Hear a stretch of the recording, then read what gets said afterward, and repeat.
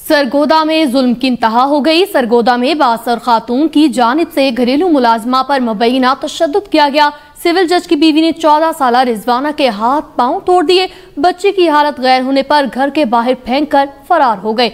लड़की को तशवीशनाक हालत में DHQ अस्पताल मुंतकिल किया गया है। डॉक्टर्स के मुताबिक लड़की के चेहरे पर तशद्दुद के वाज़ेह निशानात मौजूद हैं। 14 साल रिजवाना 6 माह से सिविल जज के घर इस्लामाबाद में मुलाजमत कर रही थी।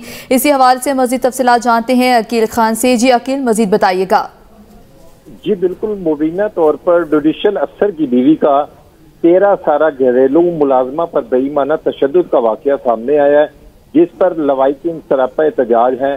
जराये के मुताबिक सरगोदा के इलाका जीना कॉलोनी की रहशी 13 साल रिजवाना जो इस्लामाबाद के एक घर में गुज़श्ता 7 माह से काम काज के सिलसिले में मुलाजमत कर रही थी। लवाहिकीन का कहना है कि घर की मालकन ने टेलीफोन पर बताया कि बच्ची को ले जाएं। बच्ची को लेने गए तो रिजवाना को अड्डे पर ले आई और वहां छोड़कर चली गई।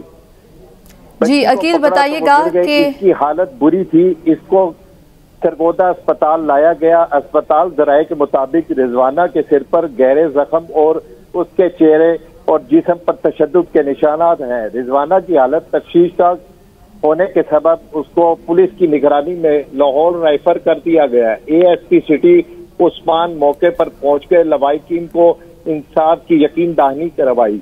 पुलिस जराये का कहना है कि तशद्दुद का वाकया थाना हमक इस्लामाबाद में पेश आया और कानूनी कार्रवाई भी वहीं होगी।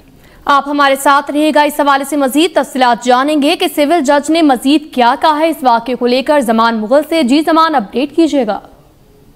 जी बिल्कुल, ये जुडिशल अफसर इस्लामाबाद में तैनात है और उनका कहना है कि हमने और ना ही मेरे घर वालों ने किसी किस्म का बच्ची के ऊपर कोई तशद्दुद नहीं किया।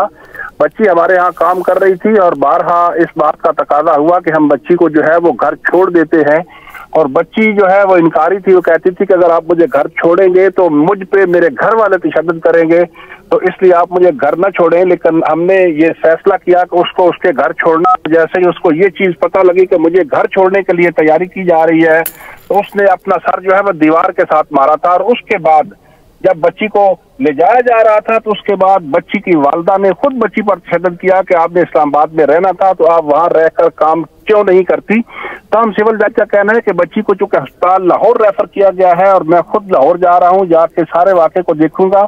इसमें तशद्दुद के हवाले से उन्होंने मुकम्मल तौर पर इनकार किया है।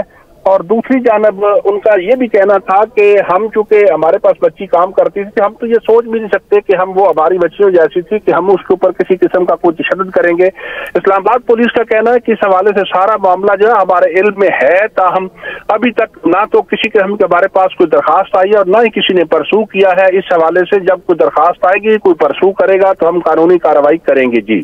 जी जमान, आप हमारे साथ रहिएगा। अकील खान, आप बताइएगा कि सारे मामले पर पुलिस की जानिब से क्या कार्रवाई की गई है? क्या अभी तक कोई मुकदमा दर्ज किया गया है? नहीं, मुकदमा दर्ज नहीं किया गया। ये वकुआ थाना हमक का है इस्लामाबाद का, तो उधर ही कार्रवाई होगी। यहाँ पर यह भी बताइएगा कि बच्चे के वर्सा की जानिब से क्या कोई बयान सामने आया है?